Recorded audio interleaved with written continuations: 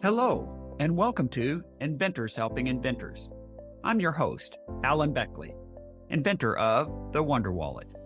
If you're an inventor searching for proven ways to make money with your invention, if you dream to see your product selling in stores everywhere, you've come to the right place. There's no better place to get help than from experts, inventors who've already achieved success. Every week, I interview successful inventors, asking them the questions you want to know. Tune in to learn from the experts so you can get your invention out of the tank and into the bank. So just like it would show if you had a cracked bone, it would show if we had a cracked rocket or airplane or whatever it might be. But then even further along inside, what the engine looks like and what else you may be needing to inspect. I've got a question for you. How's your invention journey going? Is it smooth sailing, or are you facing some challenges? If you're facing some challenges, I have a possible answer for you. I've been offering custom coaching for a number of years now to help inventors who are facing issues like China sourcing issues. It just doesn't seem to be happening. Or prototyping challenges. Takes forever, it's costing too much. Or perhaps your pitches seem to be falling on dead ears. Maybe we can help you give it a tune-up. These and other issues I've helped a lot of inventors with over the years because odds are, in the over 20 years I've been an inventor, the odds are good that I face the exact same issue you might be facing now. And I think custom coaching might just be the tune-up, the tonic that you need to help you get to the next place. So if you'd like to explore this and see if custom coaching is the path for you to get past your current obstacle, I'd be happy to work with you. Just reach out to me at alan@alanbeckley.com. That's ALAN @alanbeckley.com. And please put in the subject line, custom coaching. Now, I've got quite a few coaching engagements going on currently, but I do have 3 slots open between now and about mid-July. So I'd love to explore seeing if we might be able to help you get past those challenges you're facing and get you some traction faster than you're getting right now. Again, if this sounds interesting to you, just reach out to me, alan@alanbeckley.com, and put in the subject line, custom coaching. I'll get in touch with you, and I'll either help you or point you in the right direction to somebody else who can help you. As always, thanks for listening, and I look forward to talking to you soon. Welcome to episode number 503. Today, I interview, once again, Chandra Devam. Chandra Devam had a unique childhood that shaped her DNA as an inventor and has been key to her success as a high-tech entrepreneur and successful inventor of a leading-edge high-tech invention. Her parents were bee farmers, and the family lived on a 3/4 section of land in a silo with no running water and little to no heat on the cold plains of Western Canada.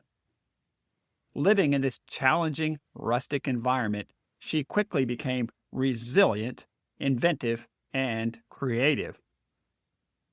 Flash forward to today. Chandra Devam is the co-founder and CEO of Aris MD, a revolutionary imaging company using diagnostic scans such as CT, MRI, ultrasound, and X-ray, taking 2D images into 3D visualizations in real time to increase their utility for medical, aerospace, and industrial applications. She holds numerous patents in this space. Aris MD has won multiple NASA iTech awards. Devam and Aris co-founder Scott Edgar worked together on 2 previous startups, resulting in successful exits. In addition to her work on Aris MD, Devam has co-authored several books on augmented reality. Devam is an active member in her community, helping advise numerous startup founders. She also does philanthropic work in her community. including writing and implementing a program for primary and secondary students, which teaches robotics and programming skills. These skills include programming languages such as C, Java, and HTML, as well as working with Arduinos and other robotic technologies. You'll want to listen to this entire interview where Chandra shares how the technology behind Aris MD is now finding a new promising market segment with veterinary applications, especially for imaging horses.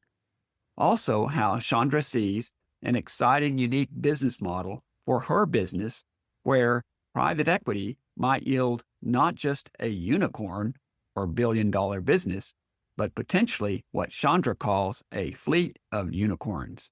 And finally, how Chandra advises new inventors to think like they have a valuable secret when pitching their product for licensing. Think that they are lucky to be in the room with you. Now let's get right to our interview with Chandra Devam. Chandra Devam, it's a pleasure to have you back on the podcast with us today. Thank you so much. It's a pleasure to be back. Chandra, I first interviewed you back in April of 2020, it was 5 years ago, which was episode number 82. For our newer listeners who may have missed that, you may wish to listen to it first, then come back to this episode. But 5 years ago, you and your co-founder, Scott Edgar, had just launched Aris MD. Aris MD uses 2D diagnostic scans such as CT, MRI, ultrasound, and X-rays, converting them into real-time 3D visualizations. You are using these 3D visualizations to essentially provide, as you described it, Google Maps for surgeons, allowing them to locate organs and guide their incisions more accurately or precisely. So it's been 5 years, but Chandra, can you share with us what has happened within your business during the last 5 years since we talked? How has Aris MD progressed and how are things going? Wow, it's been 5 years. It's interesting to hear you talk about where we were at 5 years ago, because that was such a basic point in the company. So things are busier now and more complicated. So things have been good. Of course, there was a pandemic during that time, which made things interesting, but we're still doing the same thing. There's just different applications for it. So pairing all of that with AI, we're really also doing diagnostics at the same time as we'll go back to the medical, making it easier for surgeons to find a precise way to cut in. Before that point, they have to look at the patient and say what's wrong. And so we're doing AI diagnostic on that and saying, oh, look, this is here. And then you can assist them during the surgery. But you can use that same technology for horses, for veterinarian medicine, for inspection on, say, an airplane to see, is everything in the engine right to go? Okay, let's send it up. Or if it's not, all right, where isn't it correct? And again, assist them in exactly which screw or where there might be a crack or what's going on. So similar but expanded. So it boils down to precisely locating something that otherwise you do not have a really great way to do it, at least the way I interpret it, and especially surgically, right, or medically. That it was news to me when we last talked that human organs are located in approximate locations, but every person, their heart, their lungs, everything are slightly different places within their chest cavity. And the surgeon has to do a bit of a trial and error when they first go in to do that. Is that accurate? Yeah. So the easiest way to describe our company now, the easiest way, before we were saying Google Maps for surgeons, which was good for the medical vertical, but now we're really X-ray vision into anything. And it's true that anatomically we're all different, but like animals are all different. Everything has its own unique pattern. Mechanical stuff tends to be the same. At least there's schematics that should be followed. But yeah, like you visually look different than me, Alan. Internally, we look different as well. And we've been focusing at least on the aspect of medical here. You did tweak my interest a little bit when you mentioned aerospace, since my degree is aerospace engineering. And one of the challenges in that business is propagation of cracks into an engine or a strut. If the crack has grown beyond a certain level, it can be catastrophic. But sometimes locating exactly where those failures are is not easy. Is that something that you sometimes help with as well? And that's definitely something we could help with. Yeah. So, as you probably are aware, but your listeners may not be, in aerospace, they use industrial CT and industrial X ray, which is exactly the same as an X ray that you would have done at the doctor or a CAT scan you would have done at the doctor, but it's done on something much larger and it's done at an industrial level. So, our technology works the same way. So, just like it would show if you had a cracked bone, it would show if we had a cracked rocket or airplane or whatever it might be. But then, even further along inside, what the engine looks like and what else you may be needing to inspect. So there's a lot that can go wrong there. And it saves them time by not having to send a technician in. And it's quite expensive. And cracks, as even for an industrial application like the oil field, like cracks under the ground in an oil pipe as the ground shifts, you can't see that unless you x-ray or actually look at it. So that was something that was exciting for us to find out that we had applications into, because as we're building for medicine, we didn't realize that there's all these other industries that use the exact same imaging that our software is applicable to. Yeah, that makes so much sense. I was thinking of Mhm. a way to illustrate, perhaps for our listeners, a bit Mhm. more about the challenges along with cracks in structures. And Mhm. famously, in the aerospace business, way back when, there was DC-10 that took off from Chicago O'Hare as a tri-engine jet. And shortly after it got airborne, or as it was getting airborne, one of the engines didn't just quit. It completely ripped off of the strut, completely ripped off of the wing. And it caused such an asymmetry in the balance that they couldn't overcome it and the plane crashed. And when they went back to try to figure out what in the heck happened, how couldn't we have found these failure, what was a failure in the strut and all the rest of it? And it went all the way back to the fact that the mechanics and the people who were taking engines off and inspecting them on a regular basis and then putting them back on the airplane, that gigantic engine is attached to what they call a strut that holds it directly underneath the wing, where you see it hanging under the wing. They were supposed to do a very gradual process when they reinstall it onto the wing. And they discovered that if they just put it into a big loader and kind of pushed it up there, it was quicker, but it was causing damage to that connection that they weren't aware of, that was never designed for, and it caused a catastrophic crack failure that was not detected. That's just to give listeners a view of how these Mhm. can happen anyways. And to build on that, human error can happen at any step of the process. So it had, yes, cracks are very, like all of it's really serious. Anything that goes wrong, especially in, I shouldn't say especially, but in aerospace, a lot of lives are on the line for that. So that's a specific area that you want accuracy, and not that medicine isn't, but that's definitely a lot of money that it costs if an airplane, say, rips in half like that, or a rocket fails to launch because something's going on. It's catastrophic, as you put it. I want to go back to your earlier comment that Mhm. said we went way back to 5 years ago, and you say that you're much busier, it's much more complicated, and you're also Mhm. seeing more applications. And we tapped just a little bit on it. So I'd like to highlight that a bit more. What are some other industries or applications that you're seeing now that are particularly interesting to you? And also, what capabilities does it provide that other current competitive technologies cannot? Could you talk a little bit about that? Okay, those are those are two questions. I'll answer the first.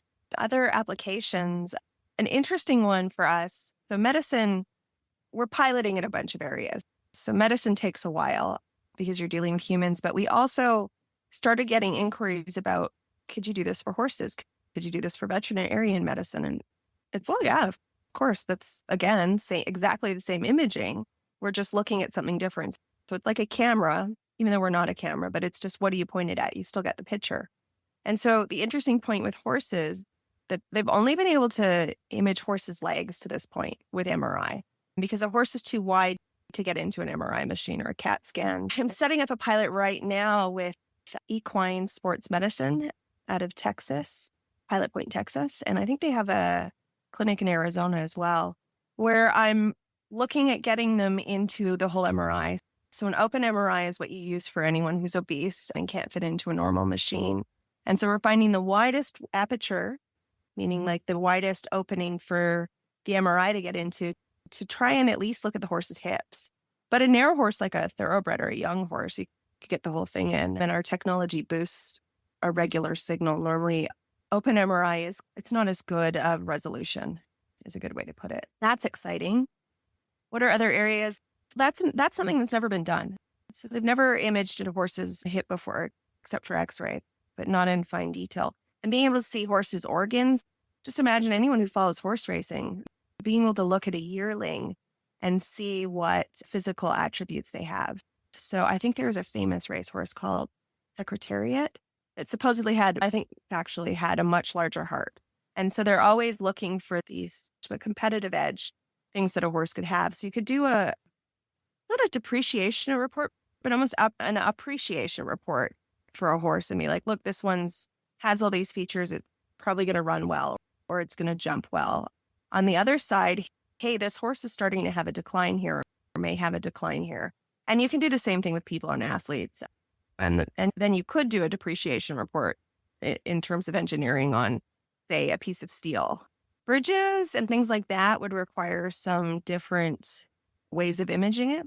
But all along there are all things that people aren't able to do as well. I know there's a lot of fear of AI right now because people think, oh, it's going to take over the world or whatever it may be. AI has been around for a long time, and it's just predictive analysis, basically. And so being able to pair any of this imaging with that rather than a human going through it and being like, oh, okay, I see this issue, cuts away a lot of human error and gives more accurate diagnostics or inspection. So I'm excited about that as well. I'm fascinated. Thanks for sharing that. I have a connection there in the sense that my dad was a veterinarian his whole life, and large animal work. Texas A&M is where he and I both graduated, and they do a lot of small and large animal work, and they would probably be really interested in what you're doing as one in particular. And horses are challenging and problematic in many ways, as I'm sure you've discovered, but also there can be a lot of money involved here, especially horse racing and things like that. So being able to create what you described as like a depreciation report, or even just metrics on comparing a whole series of horses and saying this one has these strengths and weaknesses, et cetera, I could see that could have all kinds of benefits, especially if you can find a way to make a really big MRI machine or something like that as well. That sounds really interesting. And plus, it sounds, just again, to share with our listeners, because I've had a lot of people in this sort of realm on the podcast, not every listener realizes in medicine, things can take years to move forward, like you're talking about piloting studies. And you say, well, gee, this is 5 years ago. That's not unusual at all in human medicine. And that because you've got to take a very step-by-step cautious approach. But I suspect in veterinary, you could move a little bit more quickly. Would that be right? Yeah, exactly. That would be right. On all accounts of what you just said, Texas A&M, amazing school. I expect they would like to talk about this. We just haven't circled with them yet. And an incredible amount of money in animals. It's amazing. People will spend more on their pets than they necessarily will themselves. But that said, I think the ability for us to give better care is really what I'm excited about. But definitely there's a huge market there. And horses are an investment for people. So any way people can protect their investment or invest better in different areas like we are, but even in medicine, perhaps like you're doing cardiology or orthopedics or neurology at the same time to value up your company. And you do that to bring the value up as you're going along so that when you do a raise the next time, your company's worth more money and you can raise without giving all your equity away. So this type of tech or this type of invention usually relies quite a bit on investment and time and just plugging along with it. Yeah, that does make perfect sense. Looking into the future then, so what would you say is next for your business? Where do you see yourself going in the next maybe 6 months to a year, or looking out? So what's on the radar for you coming up that you're excited about? Yeah. I'm pretty excited about what we're doing with horses. I have a stealth project that I'm doing on the side that will pair really well with it. that also has to do with animals. But in terms of Aris, we're building out a private equity model. So each of these little things that I'm talking about us doing, so aerospace, industrial, human medicine, veterinary medicine, all become divisions which become companies. And then you can sell them off individually. So in the next 6 months, I think we're still in pilot for a while, moving along. But just seeing the new capabilities is exciting to me and what else this can do. Often you'll invent something. And I've found this with any of the companies I mentor and personally invest in, that you'll invent something often and think it's for one thing and then find out, hey, it's much better suited for this, or it's also suited for this. And that's always really exciting to see. And it pushes you to think differently about what else could I be doing. I hope in 6 months I find out something else we could be doing. That sounds really good. And I was also just thinking private equity model where you essentially create separate business units for each of these different realms as you're going through them. Because I guess they can see the return on investment in that perspective and say, oh, let's spin this as a private equity business then. So I'm just repeating back what I think is right there. But anyways, yeah.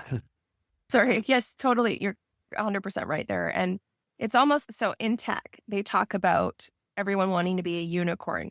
So rather than being one unicorn, this would be a fleet of unicorns, say, when a company is doing that, because not only does the investor get paid once that company sells, but if you think about it like 5 or 10 companies, it could be a fleet of unicorns that each make that amount every time they sell. And a unicorn's $1 billion company. I love that visual imagery of a fleet of unicorns, $1 billion companies. Thinking of the veterinary models we've been talking about. Yeah. A little stable of them. So good.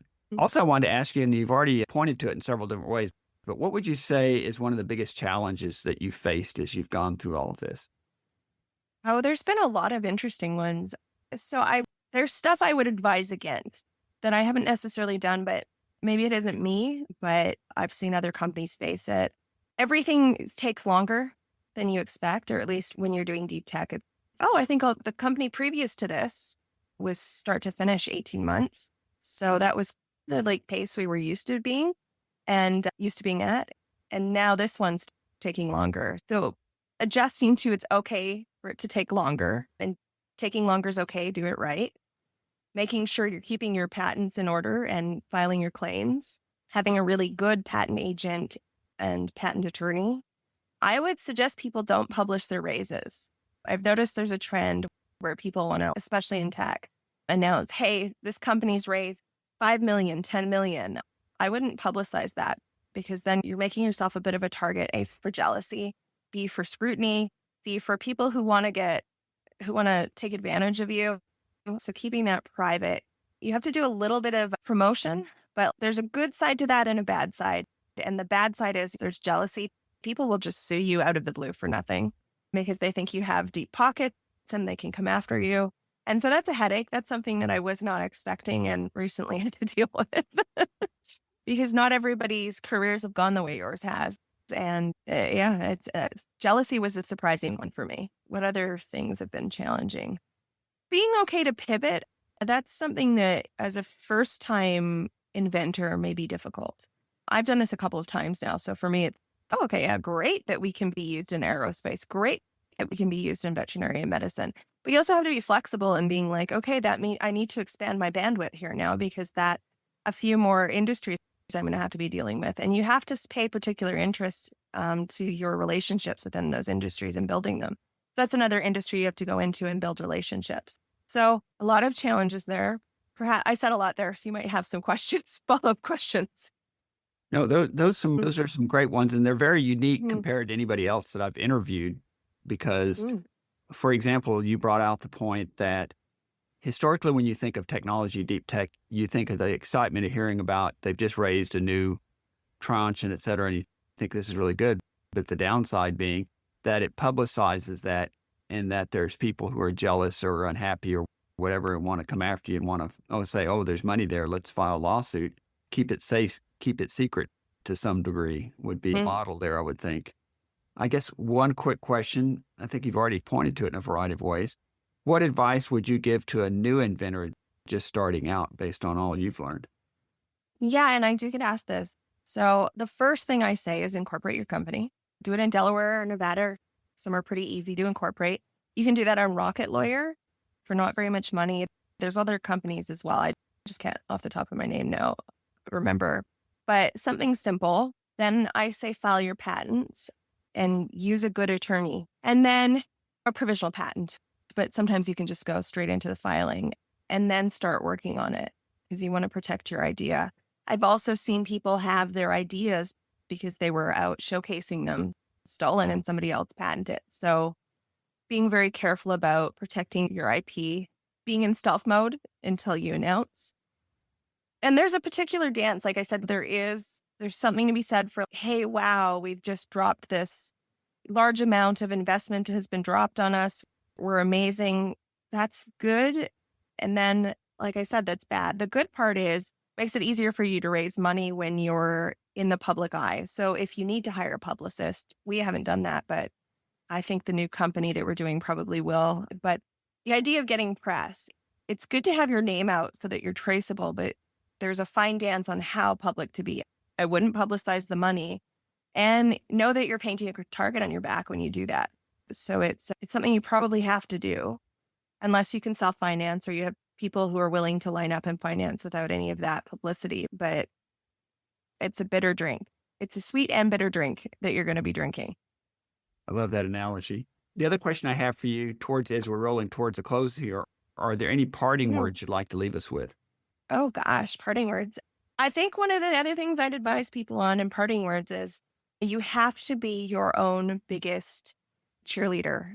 So you can't walk in a room and feel like I'm lucky to be here. You need to feel like they're lucky to be here with me.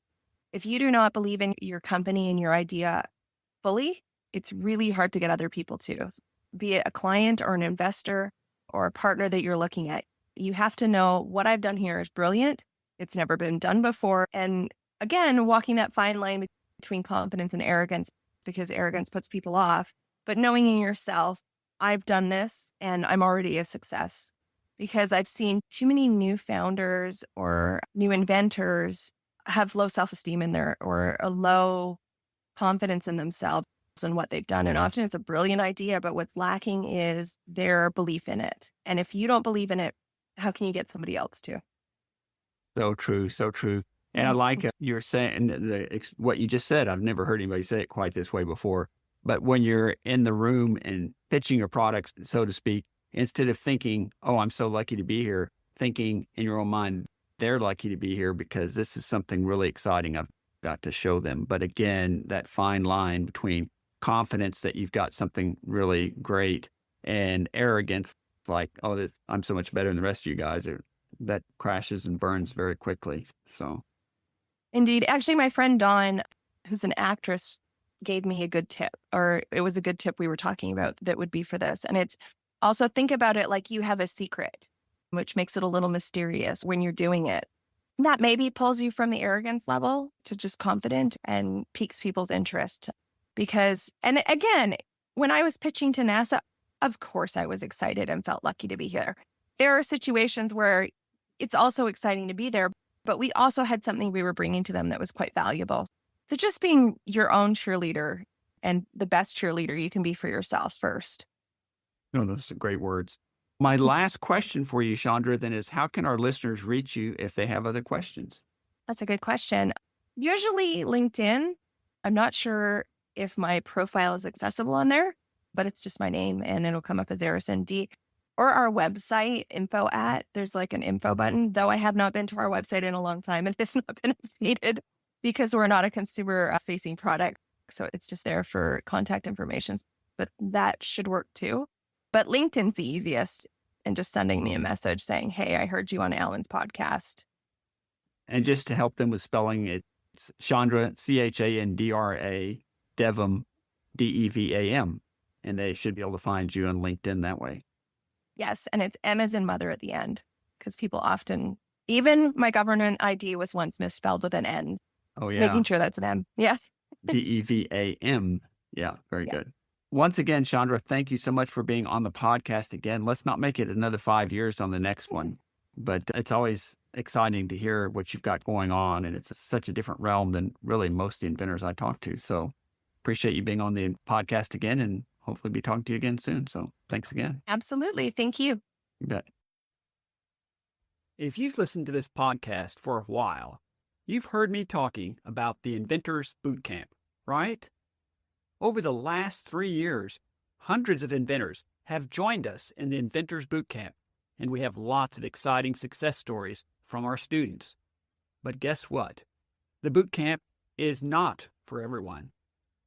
If you like to tinker with invention ideas occasionally on weekends, hoping that someday someone will buy your idea, the Inventors Bootcamp is not for you. If you think it's your job to just come up with ideas and someone else can take care of the rest, prototypes, packaging, and contacting companies, the Inventors Bootcamp is not for you. But if inventing really matters to you, if you know deep in your heart that you've got an invention ripe for success, if you're willing to learn and do whatever it takes to be successful, I'm here to help you, and the Inventors Bootcamp is your ticket, your next logical step forward. So, what is it? When is it? And how do you sign up? The Inventors Bootcamp is 5 days of live interactive Zoom meetings. Monday, May 12th through Friday, May 16th, for 1 hour each night. Teaches you precisely how to create a clear, concise marketing message, which is exactly what companies want to hear. When you join us, you'll meet other inventors, plus you get a licensing masterclass, and lots more. The next Inventors Bootcamp starts very soon, Monday, May 12th. Enrollment is open now. Just go to www.alanbeckley.com/bootcamp. Many podcast listeners, just like you, have joined the Inventors Bootcamp. Here are just a few of our success stories. Duncan Ashworth has 2 companies interested in licensing his COVID-killing floor sanitizing invention. Daryl Carter secured a business partner and licensing arrangement. His asthma relief product was set to debut last fall. And Julietta Hughes tested her portrait artist invention. Now she's got a clear strategy for reaching out to companies to license it.